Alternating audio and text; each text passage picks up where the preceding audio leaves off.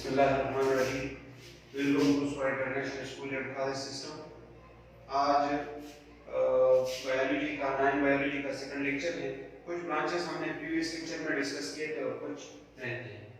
तो एक ब्रांच जो है वो है टैक्सोनॉमी। अच्छा, प्रीवियस लेक्चर में हमने डिस्कस किए थे morphology, anatomy, histology, physiology and embryology, और इसके आगे जो ब्रांचेस हैं वो आज हम डिस्कस करेंगे। The study of classification of organism and their scientific naming. Taxonomy क्या है? बायोलॉजी की वो शाख जिसमें हम ऑर्गेनिज्म की क्लासिफिकेशन करते हैं, उसकी सिमिलरिटीज के बेस पर उन्हें एक ग्रुप में डालते हैं, या डिसिमिलर होते हैं या एक दूसरे से मुख्तलिफ होते हैं, उन्हीं बेसिस पर उन्हीं खुसूसियात की वजह से हम उसे दूसरे ग्रुप में डाल देते हैं।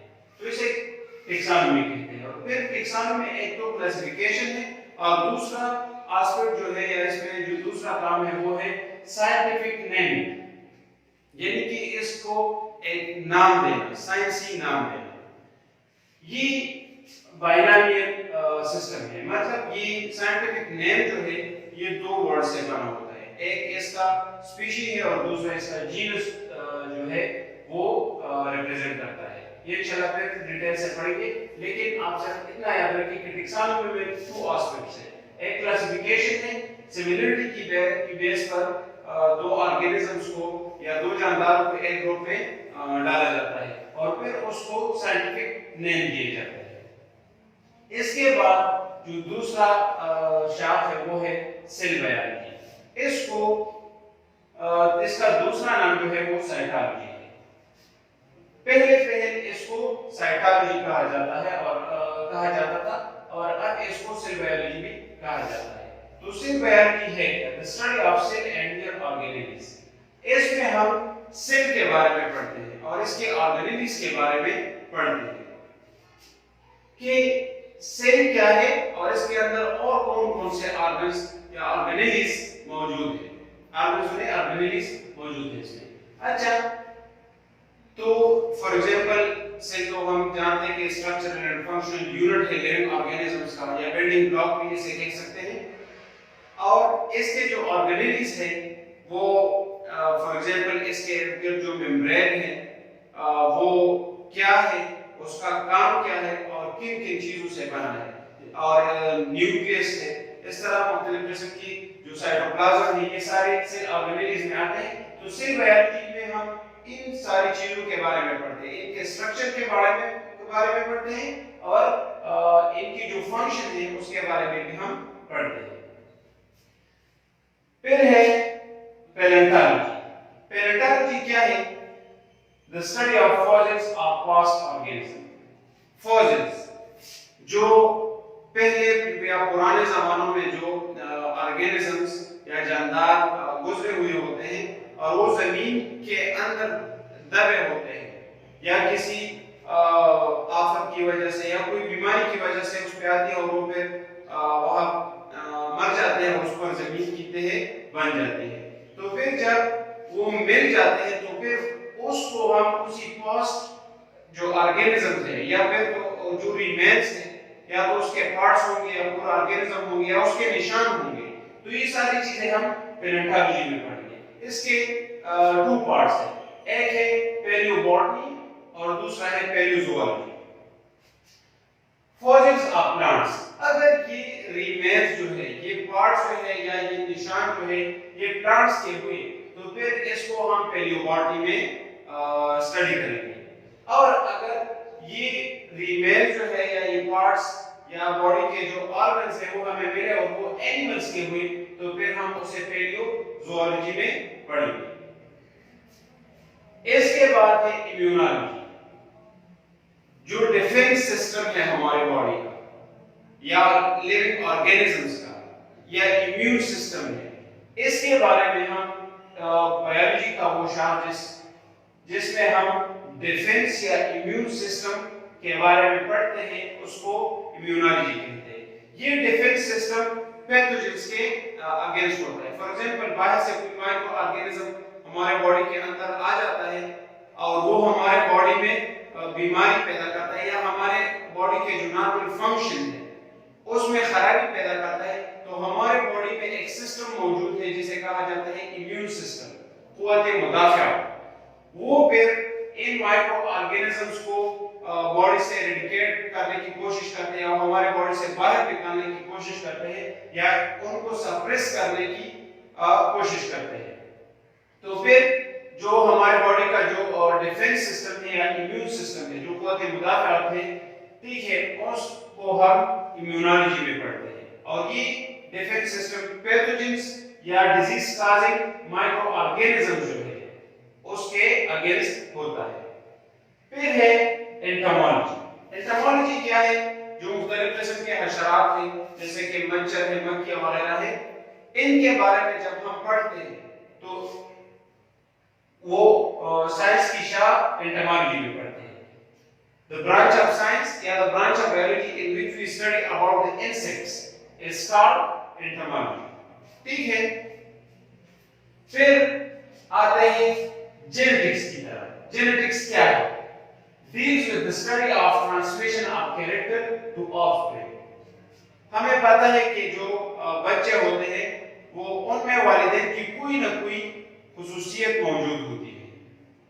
تو یہ خصوصیات جو ہے والدین سے بچوں میں کس طرح منتقل ہوتے ہیں، یہ ساری پروسیس جو ہے وہ ہم پھر جینیٹکس میں پڑھتے ہیں. ٹھیک ہے. یہ ڈی این اے ہے اور پھر جینز ہے اور مختلف قسم کی اور کیریکٹرسٹکس جو ہے جیسا کہ ہیئر کلر سے یا آئی کلر سے، اس کے لیے مختلف قسم کے جینز رسپانسبل ہوتے ہیں. ٹھیک ہے. اور یہی چیزیں یا ڈی این اے، جینز وغیرہ یا ٹرانسمیشن آف کیریکٹرسٹکس، اس کے بارے میں ہم جینیٹکس میں پڑھتے ہیں. پھر آتا ہے bio technology. The study of use of organism for the benefit of humanity. انسان کے فائدے کے لیے جو آرگینزم استعمال ہوتے ہیں اس کو پھر ہم بایو ٹیکنالوجی میں پڑھتے ہیں.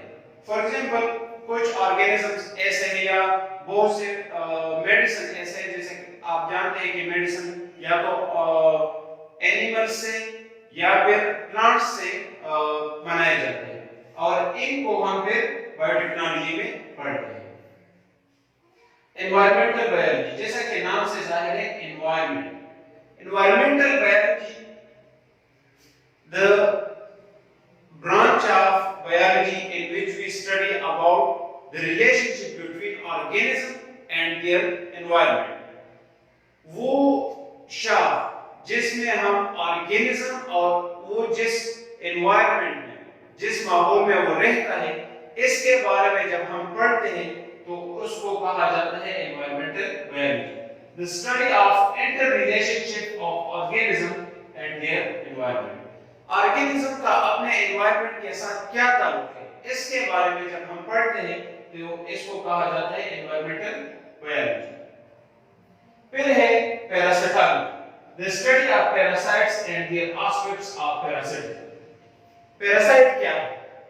وہ مائکرو آرگینزم جو یا آرگینزم جو دوسرے جانداروں کے اندر رہتے ہیں یا ان کے ساتھ رہتے ہیں یا ان کے اوپر رہتے ہیں اور ان سے اپنا خوراک حاصل کرتے ہیں، اس کو کہا جاتا ہے پیراسائٹالوجی.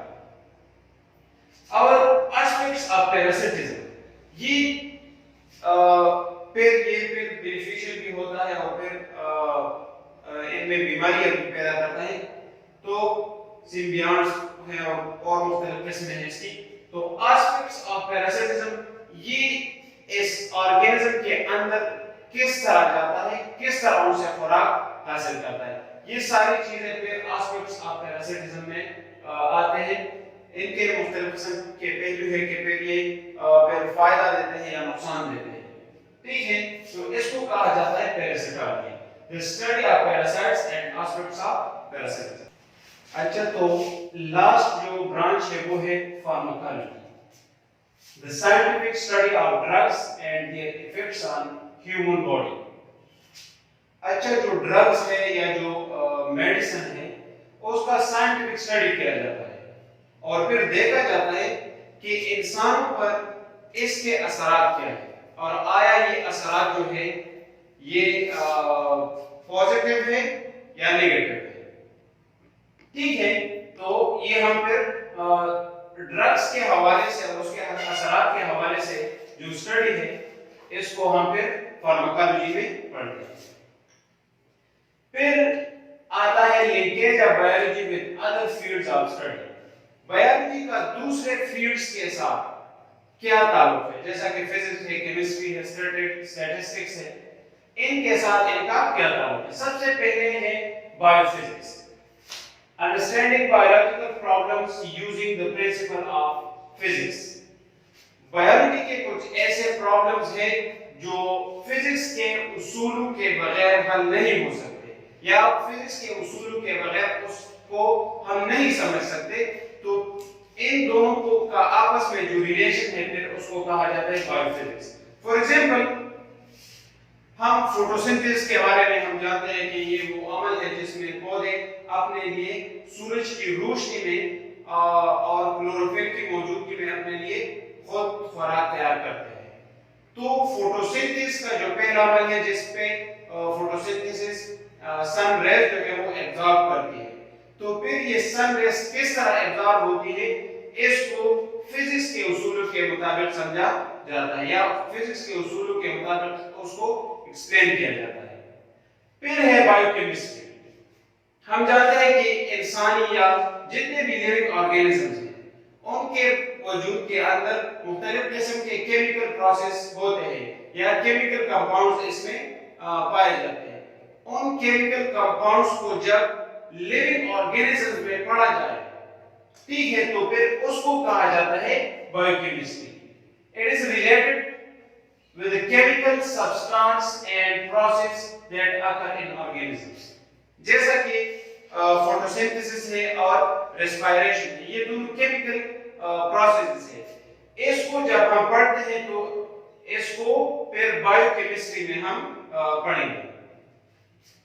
مختلف قسم کے اور بھی سبسٹانس ہیں یا ایلیمنٹس ہیں جو جیسا کہ آرگینک ایلیمنٹس ہیں, ان کو جب ہم پڑھیں گے تو وہ بھی بایو کیمسٹری کے انڈر ہم پڑھیں گے. پھر آتا ہے biogeography, deal with the study of distribution of organism in space and time. مختلف قسم کے آرگینزم ہیں وہ اس دنیا میں کس طرح ڈسٹریبیوٹ ہے, کس طرح تقسیم ہے. فار ایگزامپل کچھ آرگینزم ایسے ہیں جو پہاڑی علاقوں میں پائے جاتے ہیں, کچھ ایسے ہیں جو میدانی علاقوں میں پائے جاتے ہیں, کچھ ڈیزرٹس جو ہے وہاں پائے جاتے ہیں.